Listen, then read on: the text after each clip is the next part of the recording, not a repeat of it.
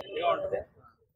ఒకసారి పవన్ కళ్యాణ్ గారు ఒక సభలో కొంచెం గట్టిగా ఇచ్చారు కదా, పునాదులు తొక్కేస్తానని. సో ఇలాంటి ఇంకా డైలాగులు ఏముంటాయో చూడాలి. అంటే పవన్ కళ్యాణ్ గారు పిఠాపురంలో ఏమి అంటే కొంచెం డిసప్పాయింట్ అయ్యారు. అక్కడ ఉన్న కొంతమంది ఊళ్ళో ప్రజలు, కొంతమంది అక్కడ ఇన్స్టాగ్రామ్ లో కానీ డైరెక్ట్ గా కానీ వెళ్ళినప్పుడు కొంతమంది ఏమన్నారంటే కొంచెం డల్ అయింది. పవన్ కళ్యాణ్ గారు వచ్చాక కొంచెం ఎందుకో మిస్ అవుతున్నాము, ఓట్లు వేసేసాము గెలిపించామన్న ఒక చిన్న వాళ్ళకి వెలితి అయితే ఉంది. సో ఈ సభతోటి వాళ్ళకి కొంచెం హ్యాపీ అనుకుంటున్నారు. అంటే అధికారంలోకి వచ్చాక మొట్టమొదటిసారి హోలీ అని చెప్తున్నారా? అంటే మరి హ్యాపీ కదా. ఇప్పుడు చాలా రోజుల తర్వాత ఆయన ఈ మధ్య కాలంలో చూస్తున్నాం కదా, మాలలు వేసుకోవడం ఇవే సరిపోతున్నాయి, అసలు బయటకి ఎక్కడికి వెళ్ళడానికి కూడా లేదు, ఆయన సినిమాలు ఆగిపోయినాయి. సో ఇలాంటి టైంలో ఈ సభ అనేది ముఖ్యం. సో ఇప్పుడు ఏం ప్రసంగిస్తారో అనేది మనం చూడాలి. ఆయనకి అత్యంత మెజారిటీ ఇచ్చిన పిఠాపురంలో జరుగుతున్నారు కదా, సో ఈ సభ సందర్భంగా వాళ్ళకి ఏమైనా హామీ ఇచ్చే అవకాశం ఉందంటారా?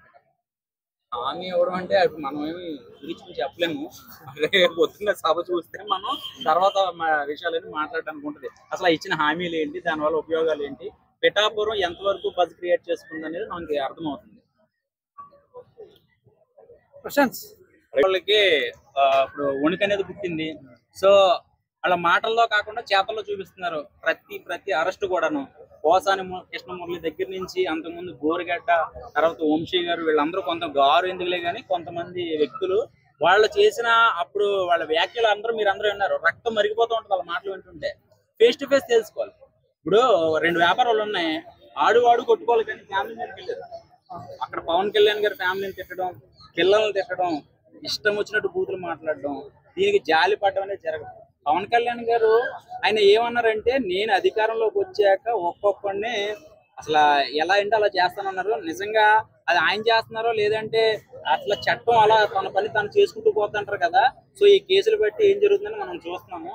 సో రేపొద్దున్న ఎవరైనా మాట్లాడాలంటే ఒళ్ళు దగ్గర పెట్టుకుని మాట్లాడాలి. ఎందుకంటే మైకులు ఉంటుంటే గమ్మున యువత ఏం చేస్తుందంటే, అరే ఎదవా పవన్ కళ్యాణ్ తిట్టేస్తున్నారు, తర్వాత ఆడు మళ్ళీ అదే కెమెరా దగ్గర వచ్చి క్షమాపణ చెప్పాల్సి వస్తుంది. ఆడు ఊళ్ళో బ్యాట్ అయిపోతుంది.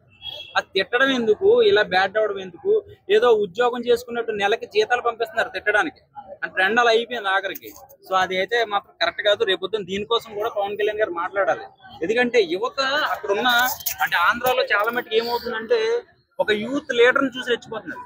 అంటే వాడు ఏం చేస్తాడంటే నేను ఉన్నాను రా నీకని ఒక ధీమ ఇచ్చేసరికి ఏమవుతుందంటే గంజాయికి బాగా అలవాటు పడుతున్నారు కుర్రోళ్ళు. 18-17 సంవత్సరాల కుర్రోళ్ళు గంజాయిలకు అలవాటు పడ్డారు. రౌడీ షీటర్లకి కొట్టుకోవడాలు, నరుక్కోవడాలు, నాకేంట్లో నా లీడర్ అసలు ఆడే ఉండడు, లీడర్ ఆడే ఉండడు, వీళ్ళు రెచ్చిపోతున్నారు.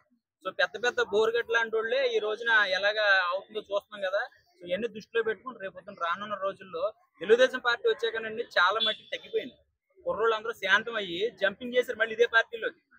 వీళ్ళే మళ్ళీ భయపడి జనసేనలోకి చేరారంటే దాన్ని బట్టి మీరు అర్థం చేసుకోవాలి ఎంత రకంగా ఏ రకంగా మార్పు అనేది వచ్చింది అనేది. అంటే ఇక్కడ పార్టీల కోసం నేను మాట్లాడలే, మార్పు కోసం మాట్లాడుతున్నా. ఏ పార్టీ మాకు ఎక్కువ కాదు, మీకు ఎక్కువ కాదు, మనకి ఎక్కువ కాదు, మంచి జరిగిందో లేదని చూసుకోవాలి అంతేగాని మనకి పవన్ కళ్యాణ్ గారికి వచ్చి ఎవరే బాగా మాట్లాడారు అని చెప్పి నా భుజమే చేసి 1 కోటి రూపాయలు చెక్ ఇవ్వడు.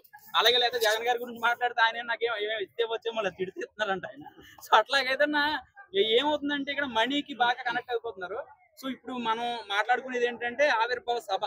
ఇందులో ఏం జరుగుద్ది ఏంటి అనేది చాలా మంది జనాలు అంటే లక్షల్లో వేలల్లో వస్తానంటున్నారు. అది గ్రౌండ్ మరి సరిపోతుందో లేదో. సో జాగ్రత్తగా ఎలాంటి యాక్సిడెంట్లు జరగకుండా జాగ్రత్తగా ఉండేది. అంటే పవన్ కళ్యాణ్ గారి పేరు ఎత్తుకుని బళ్ళు లేపడాలు, వాళ్ళని గుర్తేడాలు చేస్తున్నారు. సో అవన్నీ జాగ్రత్తగా దృష్టిలో పెట్టుకుని ఉంటే బాగుంటది. అది ఓకే. మీరేమడుతున్నారు?